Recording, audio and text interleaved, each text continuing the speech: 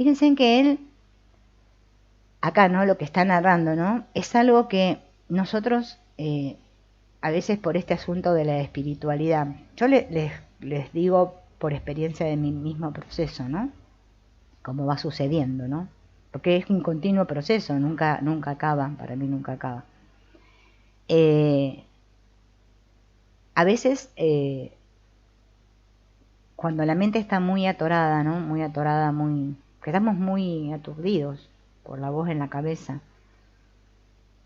y que como que hay algo que tira de nosotros, y comenzamos apenitas a atisbar, ¿no? De que realmente hay otra manera de vivir en el mundo, sin ser del mundo, ¿no? Como dijo Jesús. A veces permanecemos bastante tiempo, bueno, trabajando ahí, y no estamos conectados con nosotros mismos. Y esto no se trata de desechar el cuerpo, decir, ay, el cuerpo, qué mal. No, no. Esto se trata de que es que uno se siente todo entero. Es algo que te sentís que estás, que, que estás, ¿no? Es como una fuerza, ¿no? Es como una fuerza. Para mí es una fuerza, va, yo lo entiendo, lo veo así, una energía, pero una fuerza que te impulsa. ¿Mm? Pero no que es algo para demostrarle a los demás, ¿eh? Es algo para que ustedes lo sientan en ustedes mismos, ¿sí? Eso para mí es la dicha y la paz, ¿no? Es el estar bien con lo que hay. Como un estado de gratitud, eh, que no se puede ni expresar en palabras. No es una gratitud porque me va bien, o una gratitud porque me pasó esto. Es una gratitud por ser, solo por ser. Eso yo creo que es algo, ¿no? Que como que lo que va mostrando en el proceso acá, ¿no? Porque fíjense en que él comienza a tomar conciencia, ¿no? De que cuando camina, cuando respira, cuando, ¿no? Es tomar una conciencia de uno mismo. Eso es habitarse, a muchos le llaman habitarse, ¿no? Quizás nosotros, yo por lo menos tuve mucho tiempo deshabitada.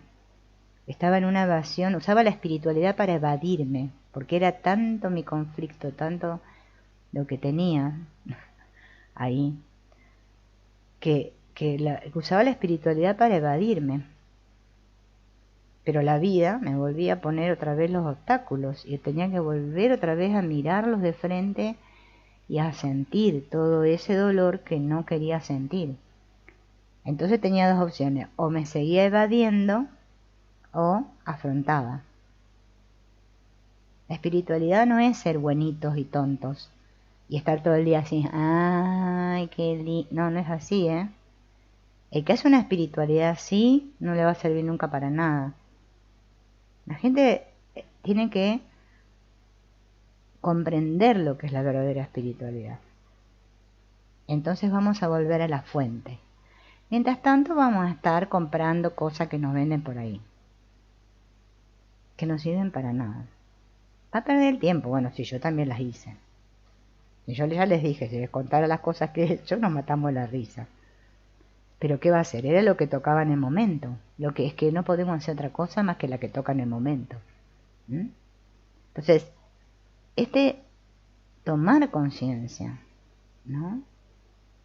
Que ser espiritual no es estar en la nube 415, así, y que todo sea bonito, color de rosa. No, no. La vida va a poner retos siempre ahí. Entonces, ¿qué voy a hacer? Era porque soy espiritual, entonces todo me resbala. Yo también hacía eso, ¿eh? Ay, a mí me resbala. Y así no aprendía nada. Y el tren pasaba de largo. Pero después volvía a pasar el tren, ¿eh? Y tocaba la campanita. A ver, esta vez... Ah, no, no querés, bueno, sigo. El miedo hay que enfrentarlo. Porque el obstáculo al amor es el miedo. O siento el miedo o nunca voy a experimentar el amor. Porque un amor miedoso es un oxímoron, no se puede. O estoy en el amor o estoy en el miedo. Yo puedo elegir, pero para experimentar el amor tengo unas cuantas cositas a las cuales tengo que mirar primero para poder liberarme. Si no, no me voy a liberar. Voy a estar siempre cargando a cuesta con todo eso, porque es que es un peso, ¿no? Toda esa carga, mi historia, lo que hice, lo que siento, cómo veo el mundo, ¿no? Todo eso. Nuestra condición humana, como dice el padre Kitty, la condición humana. Hay que observar durante bastante tiempo esta condición humana. Parece ser que cuenta el autor que este estado a él se le prolongó durante semanas y semanas, ¿no? Y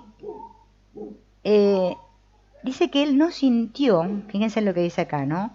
La necesidad de explicar o describirle a los otros lo que le había pasado, ¿no? Como que como que se quedó con eso, ¿no? Solo había completo silencio. Si bien se producían sonidos, me parecían muy lejanos, ¿no? Y la paz que experimentaba era muy profunda. O sea, fíjense en que él no atinó a ir a querer explicar esto, que esa es otra cosa que nos pasa a todos.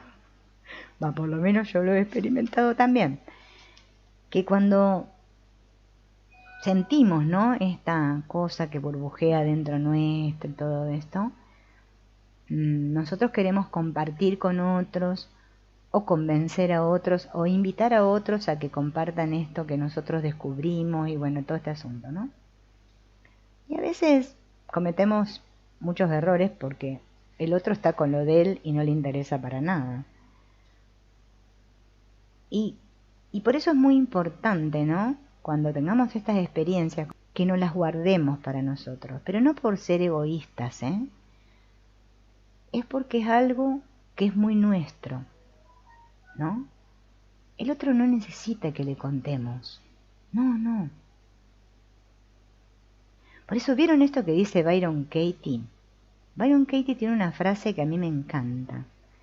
Ella dice, todo sucede para ti, no a ti.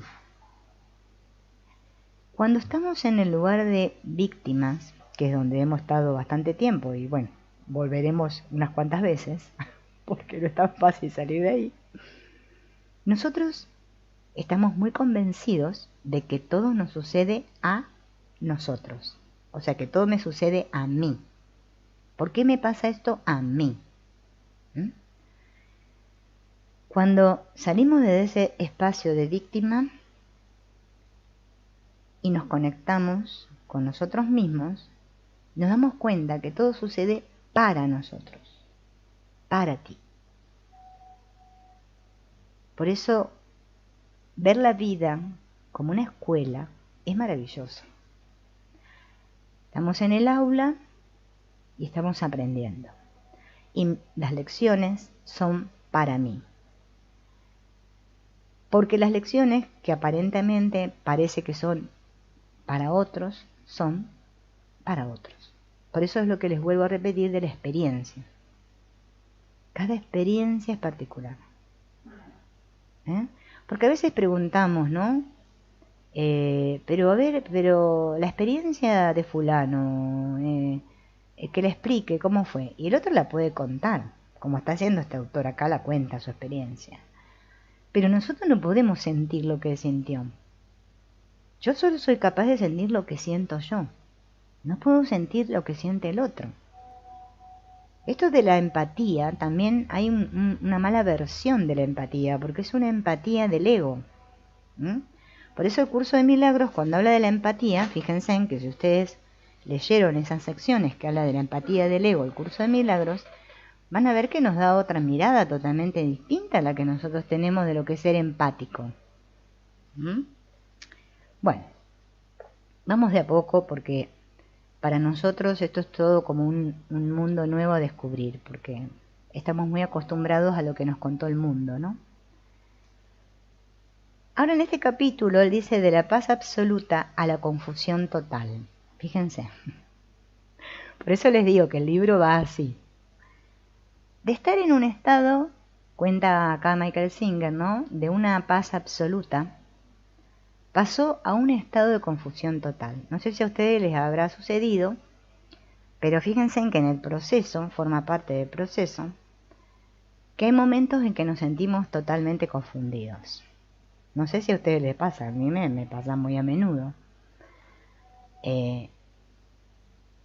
La mayor confusión ronda alrededor de si realmente esto que estoy experimentando será verdad o es verdad lo que yo experimentaba antes, cuando no experimentaba esto, ¿no? Este diálogo que tenemos en la cabeza incesante nos lleva a que nos planteemos estas cosas. Y ahí caemos en la confusión, ¿no? Ya no era, ¿se acuerdan que él le decía Mickey Singer? Sino aquel que nunca traicionaría esa paz, ni permitiría que nada perturbara esa quietud. Me sentía como un niño que ha de aprender todo de nuevo. Debía aprender a comer de un modo que fuera compatible con esa paz. Me hallaba en un estado de total claridad y no deseaba que se empañara con nada. Debía aprender a ir a clases y hacer exámenes, permaneciendo perfectamente centrado. Me sentía como si hubiera vuelto a nacer y anhelaba volver a ese estado profundo. De hecho, entraba en un estado elevado cada vez que meditaba. Un velo se había rasgado en mi interior y visitar dicho estado se había vuelto natural para mí. Sin embargo, no pude mantener tal desapego durante mucho tiempo. Al cabo de 2 o 3 semanas comenzó a haber fisuras en mi inexpugnable paz interior que permitieron que la voz de la mente se filtrara en aquel santuario de silencio. Luché con todas mis fuerzas para retornar a ese estado, pero el propio acto de luchar no era compatible con el silencio. No podía hacer nada, tan solo observar impotente como la tierra más allá de mis sueños sucumbía ante el ruido interior. Todavía no se me pasaba por la cabeza que tenía la opción de abandonar mis actividades externas para tratar de mantenerme en un estado de paz. Ese capítulo llegó un poco después. Fíjense en que él, ¿no? Intentaba, ¿no? Que esto es lo que hablábamos hace un rato. Intentaba, claro, todavía él, acá en estas partes, todavía estamos en el principio del libro, ¿no? No era consciente de que él tenía un anhelo profundo de esa paz y quería permanecer centrado todo el tiempo, ¿no? Y que nada lo perturbara. Por ahí también pasamos todos, ¿no? Que queremos estar en paz. Bueno, y que nada nos perturbe. Bien. Pero parece que no lo pudo mantener y se dio cuenta que había comenzado como en una actitud de lucha, ¿no? Si bien aquella honda paz interior había comenzado a desvanecerse, nunca volví del todo a mi estado anterior, ya que me había distanciado mucho tanto de los pensamientos como de las emociones. También se produjo otro cambio fundamental. Experimentaba un constante flujo interior de energía que ascendía hasta el punto situado entre las cejas. Formaba un vórtice que dirigía la atención hacia allí, hasta tal punto que cuando miraba algo era como si la atención partiera de la frente en lugar de los ojos. lo cual no afectaba mi capacidad visual y me ayudaba a no desviarme demasiado del estado meditativo. Lo curioso es que yo no hacía nada para concentrarme en aquel flujo de energía. Era algo que ocurría por sí solo, ¿no? Esto que estaba contando acá Michael Singer, ¿no? Me recuerda lo que dice, como es Ken Wapnick, cuando explica el curso de milagros, ¿no? Que le preguntan que cómo uno sabe si el curso está funcionando, ¿no? Si realmente uno lo está haciendo bien. Y él le dice que lo único que podemos usar como barómetro es darnos cuenta que estamos más tiempo en el espíritu que con el ego, ¿no? Y es increíble, pero sí, esto sí en el proceso va sucediendo, porque ya como que perdemos el interés en estar en conflictos, en ir a atacar a otros, en pelearnos por cosas que no tienen sentido, o automáticamente ya apenas nos vienen pensamientos de juicio o ataque a otro, o nos viene la historia del pasado, ya automáticamente estamos centrados ahí observando, ¿no? Todo eso, porque sabemos que si nosotros nos dejamos llevar por eso, vamos a terminar otra vez saliéndonos del estado de paz, ¿no? Pero ya no luchamos. Ya nos dimos cuenta que luchando contra el ego no vamos a lograr nada, ¿no? Entonces ahí es como que estamos, como les decía antes, más atentos. Por eso la atención es muy importante, estar atento.